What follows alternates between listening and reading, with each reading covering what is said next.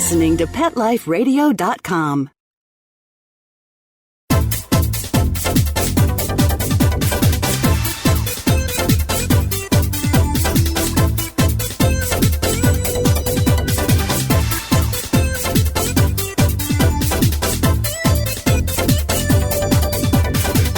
Hello! You're listening to Animal Party on Pet Life Radio with your host, Deborah Wolfe. And with me back again, I'm told it's been over a year. I can hardly believe that. Stacy Mantle from Pets Weekly. Welcome to the show, Stacy. Well, thanks for having me back again. You know, it's been a good year, I'm sure, for you and Pets Weekly, because I've looked at your site and you've got record hits. Awesome job, Stacy. Well done. Well, thank you. Yeah, we're expanding out into horses and critters and everything else. So we're finally kind of getting out to where we want it to be. It's been a lot of fun. You know, before we start with the show, and we're going to talk about Pets Weekly and some of the products you've featured, the idea here is we'll tell the audience about some of the coolest and craziest and strangest and most amazing products that have come out for pets, what works, what doesn't, so you don't have to buy it to figure out it doesn't work. So that's what we do when we talk on the show, but we also throw in some other things. Stacy, since you mentioned the heat when we were talking ahead of time, and you are in Arizona, I do want to let people know all across the world, because even if you're not in Arizona where it's the desert and it's wickedly hot, even if you're in a place that most of the year you don't really have to consider the heat in the car, right now, most places, a dog dies fast. There have been 15 children already in cars in the United States that have died this year from the heat. There's usually around 40. So don't leave your dog, your cat, your kid in the car. Stacy, have you got anything to add to that? Yeah, you know, a lot of people don't realize it, but the pavement gets incredibly hot. So please make sure your pets have boots on or keep them off the pavement or the asphalt. You don't think about it if you're in an area where it's not really warm all the time, but I'm telling you, you can fry an egg on this stuff. It causes severe burns to pet paws. So just be extra cautious and be aware of it. You know, that's such a valid point. And it's not just heat. It's smoothness, sharpness as well. You got to really think about this. Your dog is barefoot, right? So there you are going for a run. You think you're doing the right thing. I'm going to run at the beach. Here I go. And off you go running. Well, what if you're on gravel that's so sharp it's cutting his paws? Or, like Stacey just said, concrete that's so hot it's literally frying the skin off his feet. Or even grass, especially in areas like Palm Springs. You don't get a lot of water, so all the grass is kind of fake and gets sprinklers. It's sharp. It's not soft. It's very, very sharp. So, you know what? Think about this. Pick a place to walk or run your dog that's not smoking hot. And it may mean looking at the clock. It may mean you take your dog for a walk in the morning or you take your dog for a run in the evening. Skip the midday altogether. Dogs wouldn't go out in that time of day anyway. You don't see wolves hanging out on a sunny beach, you know, reading books. That's not what they do. They're shade creatures. And if you do take your dog to the beach, bring some shade, let him swim, cool him off, make sure he stays cool, because dogs do overheat.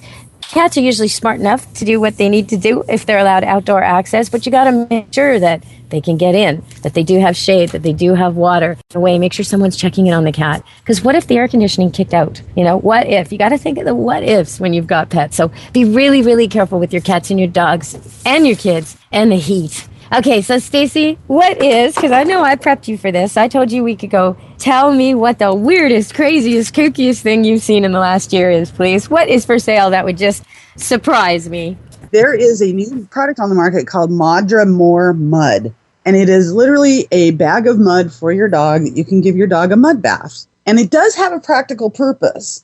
It can help with conditioning the skin. Yes, it makes your wallet lighter. That's what it does. And it messes up your bathroom, so then you get to invest in cleaning products. Are you kidding me? A mud bath for your dog? Is this, at least tell me it's therapeutic. At least tell me it's for a dog with a hot spot. And is it medicinal in any way? Yep, it really is therapeutic. It does help clean and protect, and it helps with irritated skin, flea relief.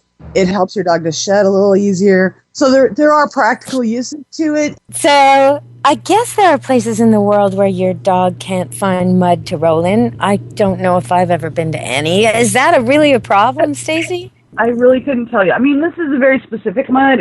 They have a soothing mud and they have a flea relief mud. I mean, it's very specific. It would be like going to a spa and getting a mud treatment for humans. And so this is for the person who wants to do with their dog what they do themselves. They give themselves a mud bath or ceramic clay mask or whatever, and they're going to do their dog at the same time. Exactly. This is for the pocket pooch, isn't it? I think I know what this is for. Yeah.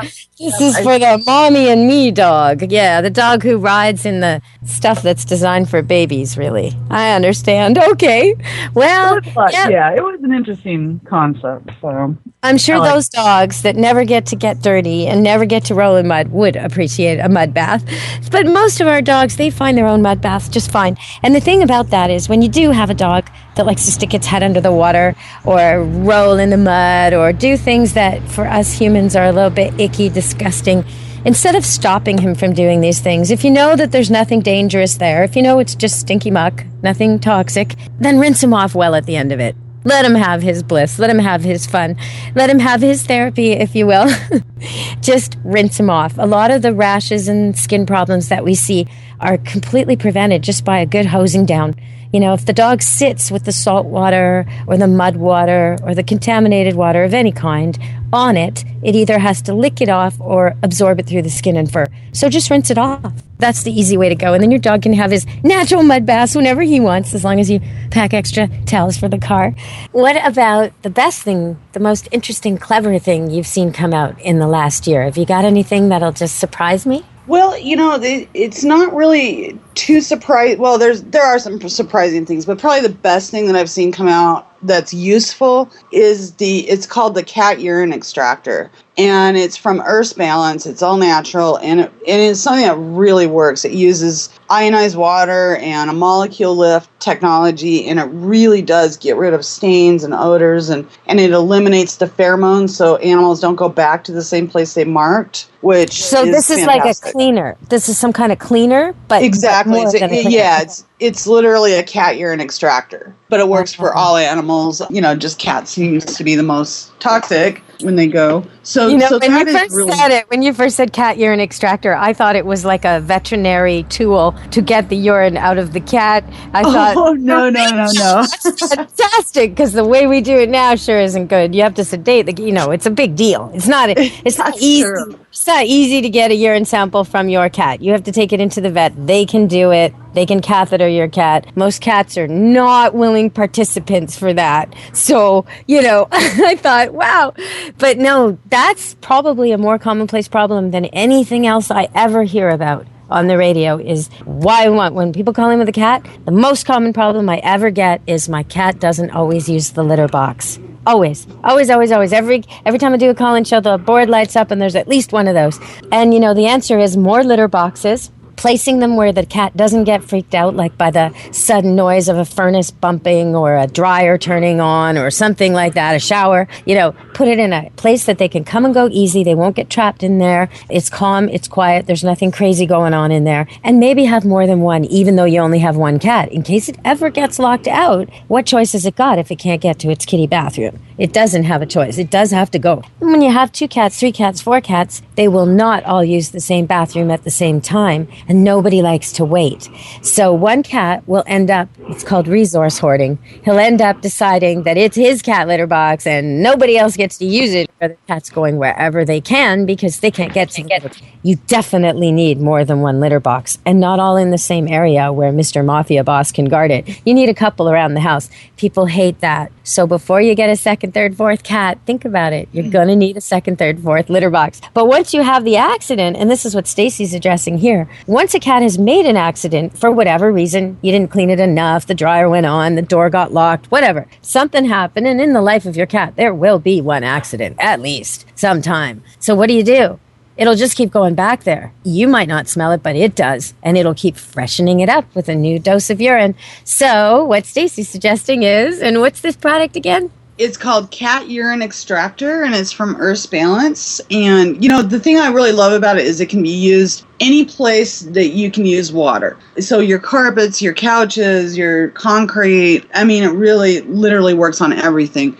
And it doesn't, you know how when you use an enzymatic based cleaner, you often get the fading on the carpet that's after you clean the spot, after time, it eventually fades the carpet. This does not do that. This keeps it really clean, so you really wouldn't even know there was a problem at any point. And I really love the technology behind it. So it's a great new product for keeping pets in homes, because that's one of the leading reasons that people get rid of their animals is, when they soil and they're not supposed to. Right, and people will think it's a chronic problem, an unsolvable problem, a problem that is either, keep the cat with him pissing wherever he likes or get rid of the cat. That's how they think the problem is, when really, no. You have a signal to your cat on your carpet permanently there saying, this is the bathroom. So you get this cleaner, you get rid of it, and you don't have to get rid of the cat. You do get rid of the peeing wherever he wants, you get rid of that pee spot, but you don't get rid of the cat. So I think a lot of us think, the cat's just stuck in his ways, he'll never learn the litter box. That's not true. He's stuck in the way of going where he smells his scent. So make sure his scent is only in the litter box, and you've got a litter box trained cat. It's pretty easy.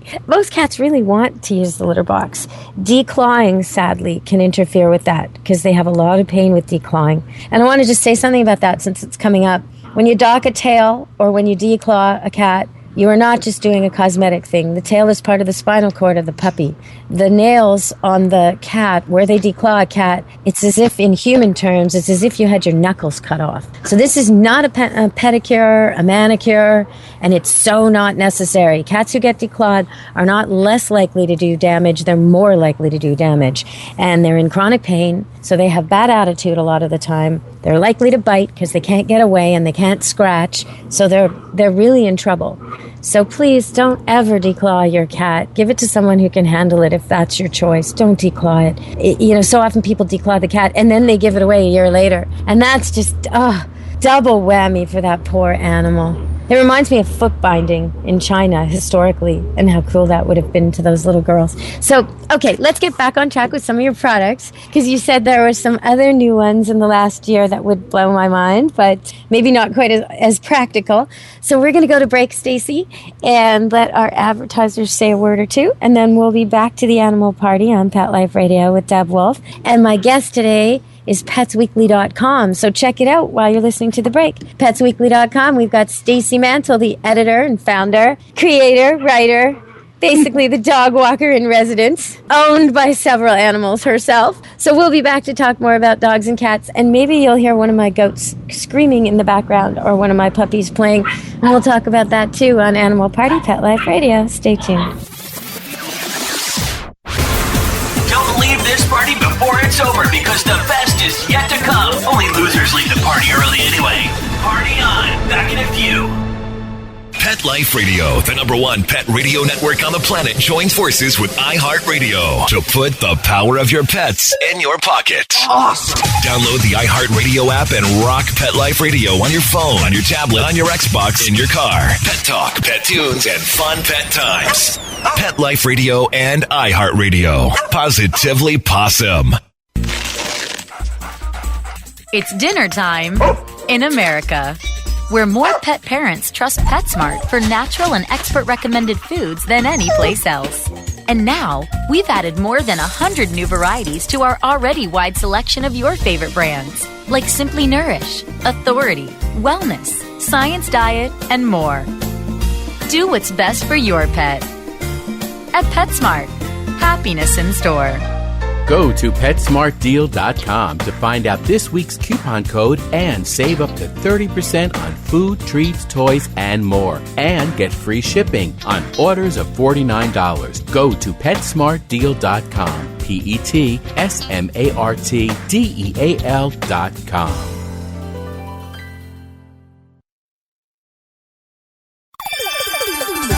Let's Talk Pets on PetLifeRadio.com. You're inside the VIP room With the hottest party in town. Back to the party. Let's go! Hello! We're back on Animal Party Pet Life Radio with Deb Wolfe, and you can hear this little growling and kerfuffling in the backyard. There are 2 standard poodle puppies left. They have been sold. They're being collected in a week or so, and they're just having a great time wrestling in the shade of the trampoline on a hot sunny day here at Camp Good Dog. So you might hear them. You might hear screaming. And Stacy, if you do hear screaming that sounds like infants, it is not my infant. I do not have to go. I do have goats. And goats know just the note to hit to get the human to come run to them. So you might hear my goats sounding like they're in trouble when really they're not. They just would love it if I'd come over and feed them or pet them or give them some attention. So what about goats? Have you got goats in there at Pets Weekly? We haven't done a lot on goats, but we do have some plans to cover them very soon. We're really expanding our website out and covering all manner of creatures, and goats are on our list along with chickens and ferrets and all kinds of things. So we have some fun stuff coming up. And, I told you about the chicken bibs last year and the chicken diapers. So we're going to be covering some chickens this year as well. And a lot of people are keeping them as pets in their yard Yes, now. you did. Chicken diapers so your chicken can come in and out of the house. Isn't that fantastic? I have chickens. I love chickens. I think it's a real mistake for people to think that chickens are across the board. Every single hen is stupid, which we tend to think. And we look at their behavior and we say, look how stupid they are. Or we have these misconceptions about them that really suit the fact that we want to eat them and we don't want to feel bad about it, but don't really reflect what's going on in a flock of chickens. They're a lot like watching fish in a tank, except that they have distinct personalities, each chicken, and they behave with each other and their surroundings in a certain way. And it's very interesting to just watch them, to just be having a drink on the patio and hanging out and watching what they're doing. The rooster has his entourage of clucky hens taking care of him, almost like Elvis Presley with a bunch of groupies. They're always following him. They're always grooming him. They're always taking care of him. And they're different ones, because once a day, every hen ovulates. And when she ovulates, she's very interested in him. The rest of the time, not so much. So it's a constant changing of the guard of groupies. And then he, of course, does what he's supposed to do, which takes a second. It almost looks like they're playing leapfrog. You wouldn't even think that it could be possible that he's fertilizing eggs with this motion of leaping over the chicken that he does, just leaping onto her and leaping off again so fast. But the rest of what's going on, he rolls over logs for them, he protects them, he does a lot for them. And they some of them like to suntan, some of them are really always on the lookout for food, the more food-motivated hens, but some of them like to fly, some of them don't. I don't clip wings. So they really do have a lot of personality. I can see why people are getting fascinated with chickens, but I do think they belong outside. I wouldn't put a diaper on a chicken. I wouldn't do it, Stace. Nope. So actually, I'm trying to incubate some right now, and I'm not having much luck. We did our first batch, and they should have hatched, and I don't know what I did wrong. So it's going to be sad when I have to tell the kids that we're giving up. It's past the days, and we do not have little chicks. We're going to have to try again. But all this stuff is really good for kids, and Pets Weekly is stacked with stuff for kids. So maybe we can highlight that and then go back to the clever products. Because if you've got a kid who loves animals and you go to Pets Weekly, what can they find, Stacy? Oh, they're going to find a lot of fun things. We have some graphs to teach kids about, responsible pet care. We have several books out, So You Have a New Kitten and So You Have a New Puppy. And those are text leveled with lots of photos and ways that they can really be involved in the caretaking of their pet and be responsible and color and do activities that relate to their animals and teach them what kind of care actually needs to occur, how much responsibility really goes into taking care of your pets. So we love those. We always offer infographics that can be printed, things that teach kids how to recognize dog behavior so that we can decrease the number of bites, because as you know, the majority of bites that are registered with the states are with kids under the ages of, I believe it's 12. A lot of this is because they don't recognize that behavior. So the most likely victim, and this is good for people to know, if you think you've got a tough dog that makes good decisions and he's well trained but he's tough and he's edgy and he doesn't like kids, think again, because the most often targeted human by any dog, the most likely to get bit person in the world is a boy age 6 to 12. Not a robber, not a vandal, a kid. A kid on his way home from school, a kid who maybe cuts through your yard, a kid who maybe reaches over the fence, a kid who doesn't know how to respect dogs. True, but your dog should like kids. All dogs should like kids. All dogs should know the difference between a robber and a kid, and a person with malintent and a person who just loves dogs and is walking by. So get your dogs out there and teach them the difference. That's really, really important. It's usually unneutered males who do the biting, which is interesting. They're way overrepresented. So if you don't have a good reason to breed your male dog, Why not just neuter him? He'll run away less, he'll bite less, he'll cause less trouble, less likely to get hit by a car, less likely to get certain kinds of cancer. If you're not with a purebred dog in a breeding program with every puppy already spoken for, then maybe now's the time. What do you think, Stace? I totally agree. And a lot of it is just not recognizing or being a part of their behavior. I mean, you really need to teach kids how far they can go with pets and how to read the behavior of animals. If an animal wants to get away, you need to let them get away. If it's just recognizing signs, and unfortunately, we don't teach kids how to do that. We expect the dog to step up. That's not necessarily how it needs to go. We really need to teach our kids how to respond and recognize behavior in pets. So sometimes I think it's role modeling too. So the parent has a way with dogs, loves dogs, pets every dog they see. The kid copies that. The kid doesn't exactly know how to read the body language of the dog and gets bit, and I'm really mindful of that because I'm that person who touches all the dogs I meet. And yesterday I was at a store, I pulled up, I had a friend with me, he was going in to buy something.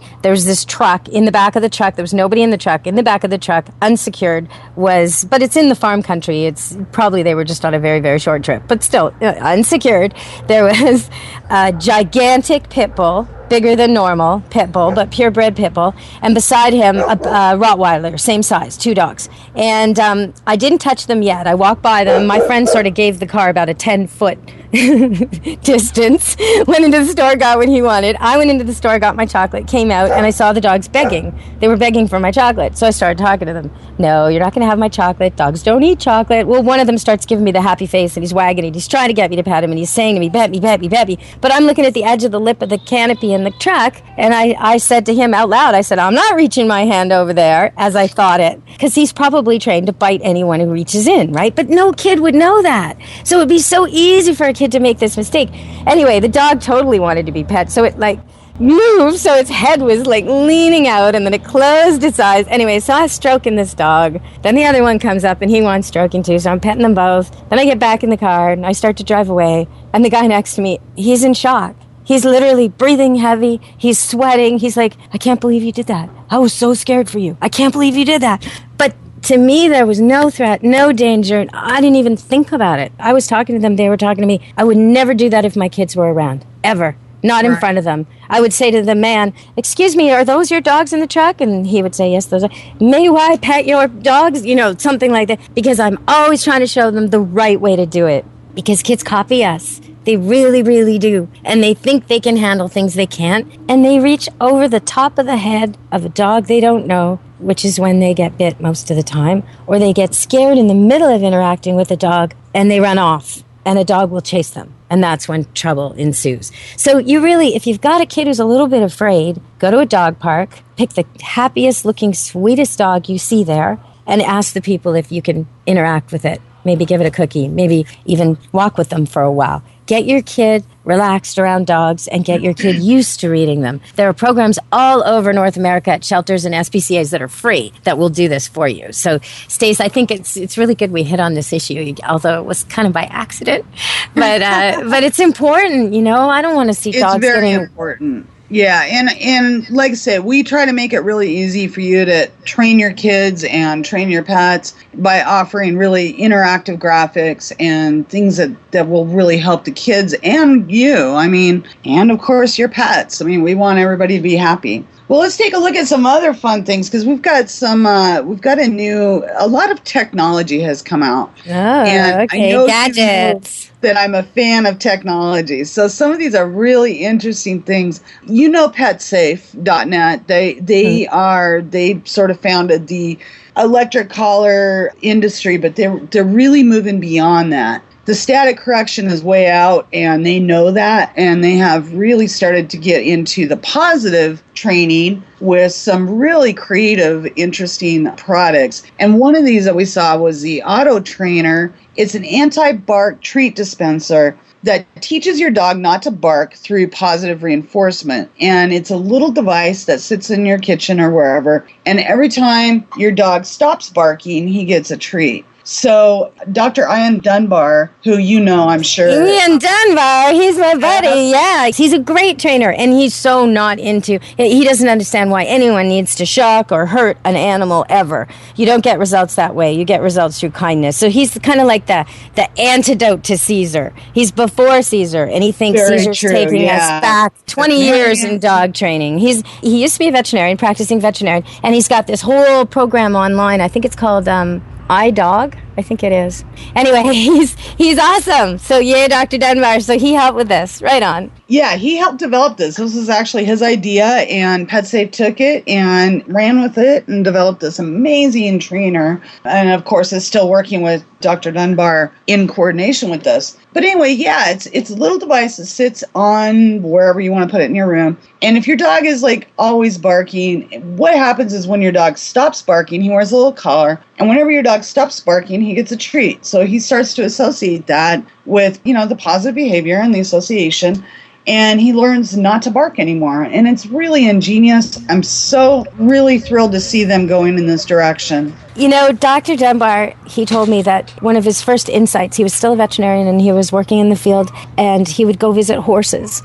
And he would hear the horses talking to the young girls who rode them. The young girls would come to, feed them or care for them in the morning before school or after school. And he would hear how these girls would be such, baby talking and kissing. And these horses would do these tricks in the stalls. And the horses would be whinnying when the girls were a mile away and this whole thing. And it was a real contrast for him because he had a lot of experience watching men, grown men, professional men, train horses the way they thought it had to be done, in a very strict, firm, perhaps comparatively to the young girl's technique, unkind way. And he noticed the difference in the results. And that was kind of his awakening, his light bulb moment. And I remember him telling me early on that it's all in the voice, that these girls have the voice, that they make happy and good sound so good to the horse or the dog, and bad sound so not good. Whereas the men, they always sound the same. And so this was part of his mission, was to teach men to be able to communicate to dogs and cats and horses and not have that monotone tough guy thing going on all the time. And some of it is timing. This device you're talking about, he and I talked a lot about timing, how the person actually only notices the dog when it's barking. So the dog gets all the attention for barking, never for quiet, And this is so like him to create something like this. So I think that's great. Okay, so we're going to go to break and we'll come back and finish up, Stacy, with Pet Life Radio, Animal Party, and we're talking about PetsWeekly.com. Stay tuned. It's Deb Wolfe and Stacy Mantle. Stay tuned.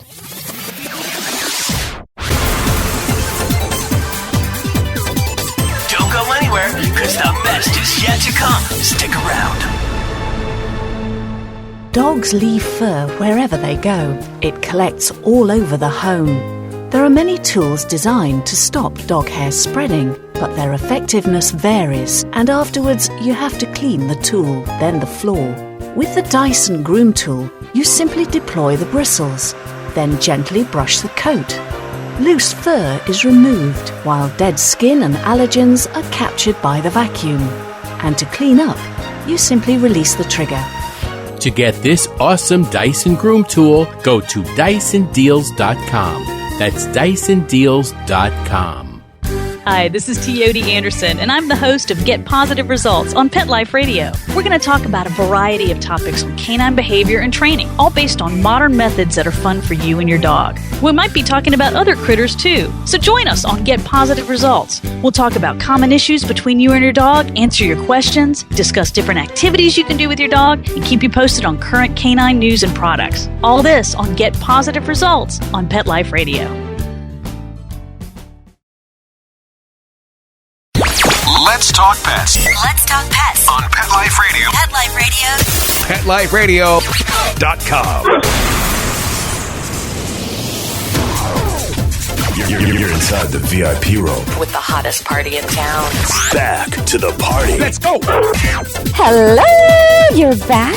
Yes, we're here at the party. It's an animal party on Pet Life Radio with Stacy Mantle and Deb Wolfe. PetsWeekly.com has brought their dogs and cats and horses. And I've brought my goats and dogs and cats, chickens and bunnies. That's all I've got right now. thank goodness, because I do rescue things. But right now we're in between rescues, no foster dogs, just a couple of puppies to adopt out. If anybody listening wants to see those puppies, you can go to Facebook, Camp Good Dog, and see all the dogs that stay at Camp Good Dog out here in the Pacific Northwest, just north of Seattle, near Vancouver, BC, where we are, Maple Ridge, Camp Good Dog. And there's a lot going on here. We have a good time here. But right now it's summer here and it's really hot. We started the show talking about the heat. I just want to make sure people are bringing enough water for their dogs. If you ever think your dog is too hot, then cool him off with cold water, not ice. If it's really bad, get him to a vet right away. Make sure you always have water, cool water available for your pets and shade. Okay, so Stacy, what else have you got for me from Pets Weekly that I missed this year? You know, this year, this was when I don't think I talked to you since the dogs drove cars in Australia. In Australia, the SPCA there and some shelters decided they would get some attention for their dogs. And some of the really, really bright, tall, long-legged dogs who use their forearms a lot were trained to literally drive automobiles, cars, on a test circuit, like not on the road with people. But they drove. These dogs would signal. They'd look both ways. It's so funny to see the video. I couldn't believe it. Have you seen that? Yeah, that was totally amazing. Love seeing that. So, Stace, have you got something cool on your site to share with us? We don't have much time left, so maybe one thing you could pick, and anything else you think people should see. Well, they know where to go. Go to Pets. Let's go to cats. There is a new type of catnip on the market that's made from, it's called Silvervine, and it's in the kiwi family. So if your cat doesn't normally respond to catnip, this is a really neat option. I mean, you can go with the catnip, the Silvervine. It's a great thing for animals that don't normally respond to catnip. And you can get... Because there's about 10 to 20% of cats just don't. They just physically, chemically don't react. And people think, oh, my cat's too uptight. No, he's not uptight. It's just physically impossible. But maybe it is possible for him to get that euphoric, playful kitty high that so many cats enjoy all the time from catnip with this new plant they've found. That's really cool. All my cats are, hooked on catnip. So I don't think, but I would like to find out if there's overlap, if the cats who are into catnip are into this too. Only about half of mine are, and they've really responded to this new Silvervine that's on the market. You can get that from thefieldpet.com, and again, that's from thefieldpet.com. Really neat website, and they specialize in catnip and different types of catnip. So between that and valerian root and catnip, you should be able to find something that your cat responds to pretty well. Well, Stacy, we've run out of time. I was tempted to say to you, ooh, can you get them to send me a sample so we can talk about it on air? But whenever they send those samples, they get shredded like mad by my cats. It's so funny. Get the package in, put it on the counter, turn around, make a coffee, turn back, and the package is open. The package is everywhere. Kong sent me something once because of you. And inside, I asked for dog toys, but inside were catnip stuffed cat toys as well. And, I knew that without looking at the label. I knew that because it was just clawed apart. It was like, that's for us, Mom. Shh. Well, we do have some things coming to you from Earth's Balance that you need to check out. A tick kit that you can send in and have the tick analyzed to see if it has any, diseases that you might have been exposed to. So we have one of those coming to you, and the urine stuff that I was talking about. Urine. That's kind of a freaky subject. I'm really freaked out about the ticks in the Lyme because they just say that it's spreading all over North America now. It used to be in confined areas, and that people who own dogs are more likely to be at risk, they believe. I mean, they've not done studies or stats on it, but dogs get it a lot. Dogs get ticks a lot. Dogs are low to the ground and naked running through the woods a lot. So, it kind of makes sense. So wearing long things with secured elastic at the ankles and wrists and hats. And I don't want to do all that, Stacy. I like running around here. The weather here is so amazing. I know you just came from a sailing trip up here. I mean, it's cool at night. It's hot in the day. You hardly have to wear any clothes all summer long. I don't want to do that. And I certainly don't want to worry about, I do use all the products you're supposed to, preventative products that I get from my vet for my dogs and my cats. And I'm just hoping, brush them all the time. I bathe them regularly. I keep them clean. I'm just hoping that's enough, but you're freaking me out. You're freaking me out, Stacey. I better take this Earth Balance test and find out once and for all. Well, once you get it, we'll have to come back and talk about it. Oh, no. That sounds ominous. Talk about my results. Yikes. I think I'd rather be sent on a dog training mission than reporting back, or a cat training mission. Oh, I saw the funniest thing on this show. I don't even watch the show, but it was the opening of it. It's called Crash and Burn. And right at the beginning of the show, there's this uptight guy. I guess you're supposed to hate him. He's rich. He drives a rich car. He's very fancy. Fancy convertible. And he pulls down an alley to do a shortcut to get to work. And the homeless person, I guess that's who it was, with a little Jack Russell, he stops the car, so the guy has to stop. And then he tells the Jack Russell, go for it. And the Jack Russell jumps on the hood of the car, jumps on the top of the car, on the top of the sunroof, and pees all over the car. Then jumps down again and they leave. But oh my goodness, it was just so poignant. It was like, oh yeah. Now, I mean, I watched 1 minute of the show and I already knew which guy I was supposed to hate and why. You know, it was just like, oh, even the dogs pee on this guy. Yep, I get it. And well done, dog trainer. Well done. And what a disaster that would be once you brought that dog home after training on the set for a week and he wanted to pee on your car. Well, I feel sorry for the owner because that's what's going to happen. That little Jack Russell's going to be peeing on cars the rest of his life looking for biscuits. Okay, so Stacy, I hope you'll come back in a couple of months and talk a little more. Absolutely. I would love to be a part of that. All right, right on. Okay, yeah, let's make it a regular thing because I'm back. And I want to be at the party. And I know you want to be at the party. Animal Party on Pet Life Radio. So everybody, we're back and we'll be talking to you again really soon. I've already got a show lined up about dogs and how exactly they're able to smell the things they are. How do they find the lost child? How do they find the duck? How can you maybe do something with your own dog that taps into that? Because the lady I'm having on is one of the most experts in the entire world on training dogs to scent when it really matters, when it's work. So we're going to talk to her about how we can play with our dogs and have some fun with some of the skills they've got that they use for work that are skills beyond our human capacities. So we'll be talking about that next time. And we'll have Stacy back on in a few weeks. Talk more about all the crazy things we come across that you can buy for your animals, the stuff that works, the stuff that's great. And if you've got kids or you just love pets, go to petsweekly.com and check it out. She's got everything there. Thank you, Stacy. Thanks for joining us. You have a great week. All right, you too. Bye-bye. Okay, everybody. Now, if you want more of me, DeborahWolfeOnline.com is where to go. And in the meantime, until next time, be good to your animals. Let's Talk Pets every week on demand, only on PetLifeRadio.com.